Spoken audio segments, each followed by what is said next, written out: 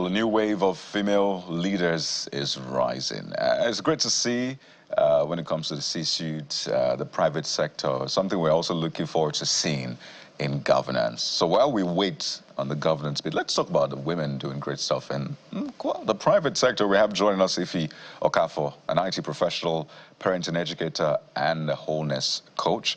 She joins us virtually this morning. You're welcome to the program. Hi, good morning. How's everyone? I want to start from the wholeness coach bit, because I mean, I love wholeness, right? What does that mean? We'll talk about the other work that you do, but I love the way it sounds, wholeness coach. In fact, it makes me feel good hearing about it. So what is a wholeness about, before we talk about your journey now? Yes, so wholeness is the ability to take a look at your life holistically. The world is such a productive place. We tend to identify people by what they can do, and that usually would be careers or their results. But when you're looking at someone holistically, you're looking at their relationships, their ability to perform in any dimension, whether it's emotionally, physically, mentally. It's also looking at things like their future plans and, trying to make sure that all aspects of your life are moving in tandem. Obviously, you won't be able to do this all the time in every aspect of your life. But the idea is to be able to, from time to time, take a step back, assess, and make sure you're, touching base. Someone calls it airing out the different rooms of your life. So that as you win in the boardroom, you're winning in the home, you're winning spiritually, you're winning in your finances, and so on and so forth. And so that's what we mean by wholeness. Ah, I love that. So it's like a 360 thing. You're not just thriving in one area, you're thriving 360. And it takes me to the next question, because what you do is also, you coach parents, particularly in this digital age. Because parenting now is different from parenting 40, 30 years ago. Now it's like extreme sports. Things are happening so fast, you have to try to catch up, right? And then, as a woman as well, you have your career, right? You have your own wholeness in that sense. Then you have your family, you have your marriage, and all of that. So first, let's talk about the parenting bit, because I'm also interested. You have parents who are still grappling with how to speak to some of their children who are traumatized as a result of the UTME examination, who are trying to find a balance with technology, whether to stay online or offline, give them a phone or not, give them a tablet, allow them use the internet. It's a whole lot of issues that parents have to grapple with. There's also the puberty bit, helping them understand, your sexuality and all of that. So maybe we'll start from first your impression of how tough parenting is now compared to then, and some of the skills that parents need today. You coined it rightly. Parenting in the 21st century is more akin to an extreme sport. And the reason is this. There's a study that I participated in, I read some time ago, where they were measuring like the differences between generations when it came to parenting. And right now, the difference between our generation and the generation of our parents is equal to what would have been 5 times the difference. And the reason is technology has brought a lot of things in our faces. We're trying to run to catch up. And so we don't even have the privilege to leverage most of what we were raised with because the context is very different. The values are the same, the pillars are the same, but the context, the environment in which you apply these things are completely different. So as a parent today, for example, I would say that there are some skills that you must have that are non-negotiable. First one, communication. Communication is a tool that you cannot compromise with the children of this era. And the reason is simple. They have a lot of places to get information, be it the right information or the wrong information. So you want to be the person that they come to be their source until they're able to get to that age where they can make, full logical decisions on their own. And that requires communication. That requires the humility to listen and listen with the ears that you don't know everything, but you're willing to see it from their perspective so that you can guide them with your wealth of experience. Another thing that is important as a parent in this era is intentionality. Unlike in our era where society raised us all up, I mean, I lived in a street that had 18 houses.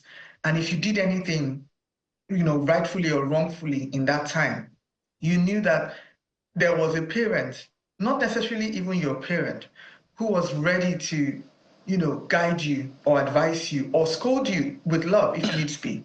But we don't really have that now.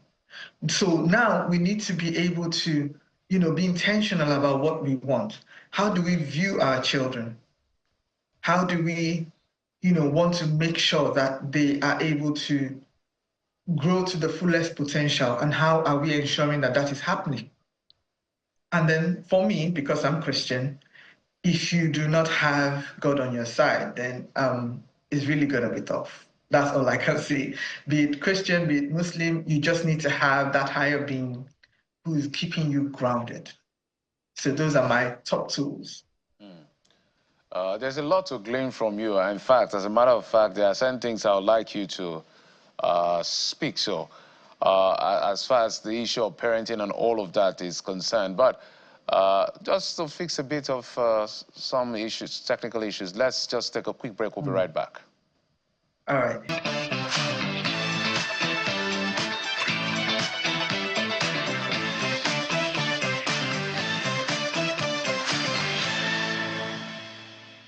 Okay, so let's get back to that conversation with Mrs. Ife on this one. So I said I want to throw a few words at you for you to speak to. They are just words because we live in an era that is quite tricky.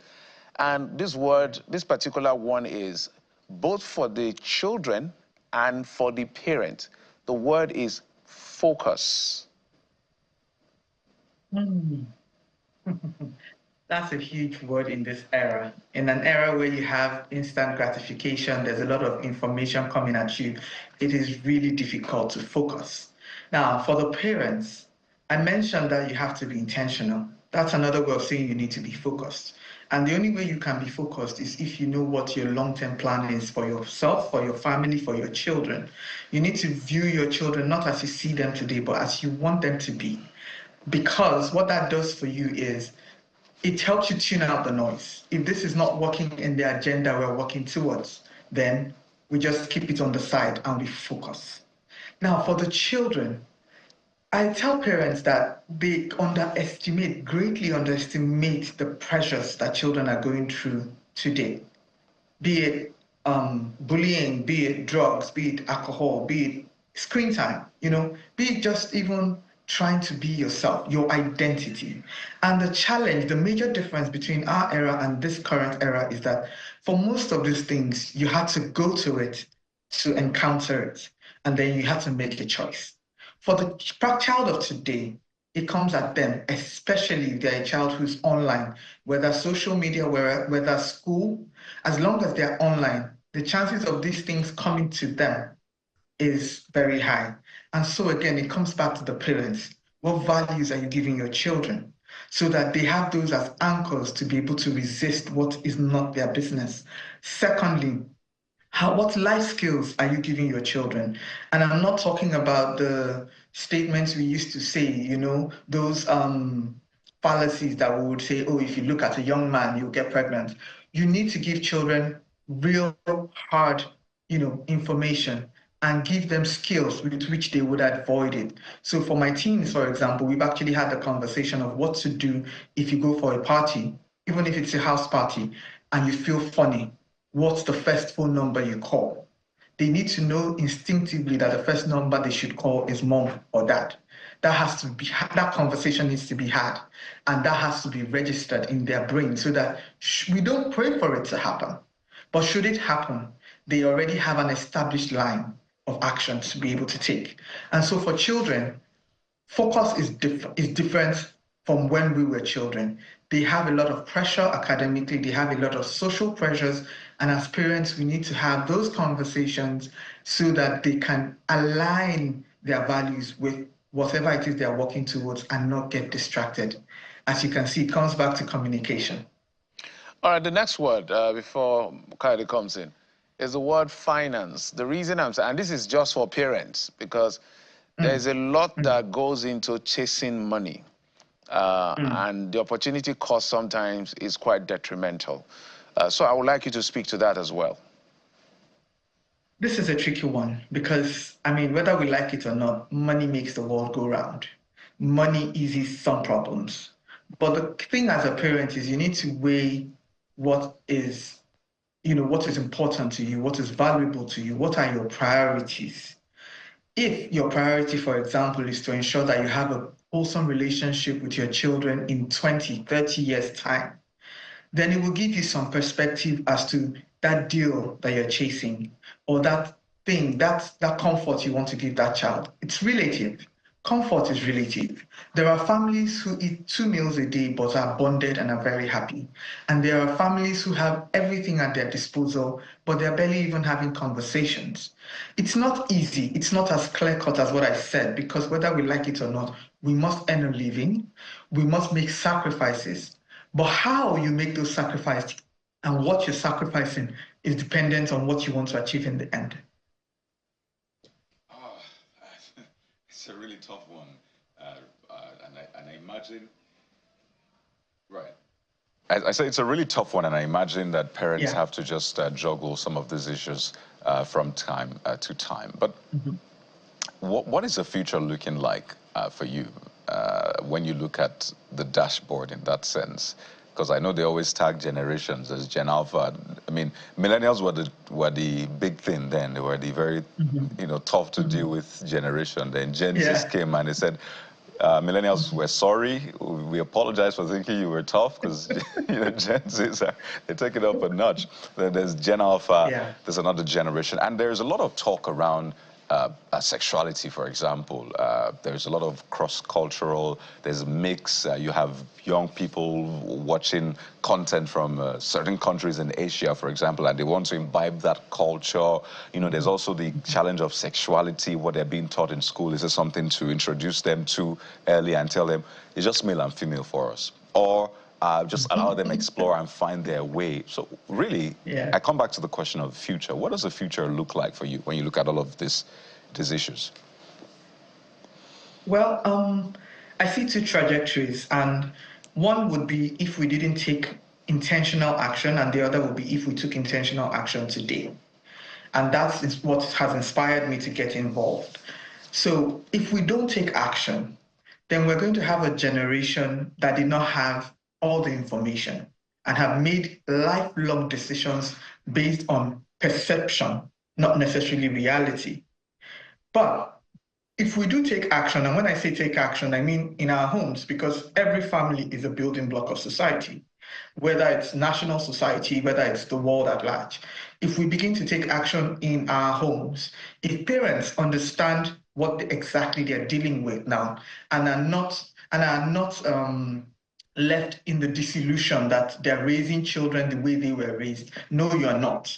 You are raising children living in a completely different world where something as little as identity is up for grabs. And so if as a parent you've not established firmly in your home what identity looks like, what values look like, what legacies you're hoping to leave with your family, and ensuring that your children understand where they come from and where they are going to, then I'm sorry, but what you see is what you get. And because the competition out there is just too much. The competition is too much. And you can't really stop the competition, but you can empower your child to be able to, live in that environment and thrive. People are already doing it. We have, like you said, we have the millennials, we have the Gen Alphas, we even have the Gen Betas who have started this year. With each passing generation, the length, the duration of each generation is shorter because technology is changing the game. In as much as we say, oh, the Gen Zs did a lot of things, they, changed the game. We have different versions of Gen Zs. We have the Gen Zs who are rebellious because they are just rebellious based on what they see. They just want to push the boundaries, but they don't really have a direction or a cause. But we also have the Gen Zs whom I personally admire a lot, who are out of the box thinkers, who are well-grounded. Yes, they rebel when you look at it in the traditional sense, but they rebel because they're trying to push the status quo so that it can be better, it can be more inclusive. And so that's an example of two dimensions. And it's just those dimensions that are just going to keep getting wider and wider. And the one that will prevail will be dependent on the families that we raised in the previous generation. So that's what the future is looking like for me. So let's talk about, you're talking about Gen Beta. So let's stay on that before I go to my next question. Next question. Talk to us about what I call, some people call it COVID babies. Now I call them lockdown babies. They're about 5 years old now, because we have to look at all the generations and know what is applicable to them. They were born in a time where the world has not seen that period. In fact, a lot of people that are alive today have never seen 2020 and may never see it again, hopefully. And so talk to us about that particular generation and people, how to handle them in the future. Since we're in the Gen Zs and Gen Beta conversation, let's just exhaust it, and then I'll go to the next question. All right. So I'm a mom of Gen Zs and Gen Alphas. So my youngest is a Gen Alpha. He's not a COVID baby, he's older than that. But ironically, the COVID babies, the lockdown babies, are also later Gen Alphas. Now, again, that was a circumstance that was, foisted upon the world. And we can choose to lean into that fact that, hey, it was not my fault, I can't do much about it. Or we can channel it. So I tell people that while the world was going crazy about being locked down, not being able to achieve, for me, and I'm not saying this to minimize the disaster that happened. That brought a lot of psychological pressure on everyone, including myself. But for me, it was sort of like a blessing in disguise, a hard-won blessing, but a blessing, because it gave me the opportunity to be able to rejig my home for the future. It gave my husband and I the opportunity to intentionally spend time with our children. We schedule time with our children, holidays and weekdays and weekends and all that. But this gave us, ample bonding time to be able to have a lot of conversations, to be able to impact certain skills and knowledge that we wanted to, but we were pressed for time and we were trying to fit them into the different windows. And so for those younger children, I would say that if you're looking, it depends on the lens with which you look at them. They may be looked at, these children that are, doing, strange things. I don't know. This child just passed me. I can't cope with this child. Whatever. Well, I will cope. I didn't kill my parents, so this child will not kill me. Or you can look at it from the perspective that, wow, this is an amazing child. This child has so many skills I can learn from. This child is far ahead of their time. What can I do? What skills can I get that would help me be a better parent, a guide, a mentor to such a child? Right. I tell parents that when you're praying, oh, God, make my children leaders in their time, make my children, great, fantastic. I ask them, are you also praying for God to make you the parent who's capable of such, of raising such a leader? Because it's not easy. Absolutely. They will question the status quo. Are you ready to give the answers? That's such a vital point. We have about 30 seconds to close, and I just want to ask, are we spanking Gen Alphas, Gen Betas? Is that something on the table, or is it gone in a loving manner now? What's his conversation moving to around that? Why are you putting me on this table? I'm a Nigerian mom, so this is a very sensitive one. The truth is, it's no longer productive to spank, and that is not to say throw it away. There are certain circumstances, but it's usually very narrow, very well-defined circumstance. The policy I hold is you do not discipline if you've not had a conversation about that situation first, because you're sending mixed messaging. Did you give the child all the facts? If you didn't give the child all the facts, then why are they bearing the consequences? And consequences come in different forms. There are children whom you will spank and it will scar them. There are children whom you will spank and it will deter them. There are children whom you will spank and they'll say, look, any attention is attention, so hey, let's keep it coming. Right? Yes. Oh, I've experienced all of that. This is a conversation that we must have again on a wider scale, and I must thank you so much. You've not disciplined if you've not had a conversation. Let the child have all of the facts. Amazing, amazing. You see, this ended up being a very good table I put you on, right? We have to thank you so much. Thank you very much. Thank you very much. Thank you. We've been speaking to Ife Okafor on this one. We wish you the very best, and other parents out there. Thank you. It was a pleasure to be here. I had fun. Absolutely. And we learned a lot as well. So to parents out there, there's help available, and the future can be even better than it is. We'll take a quick break now, and when we return, we're talking health. Stay with us. We'll be right back.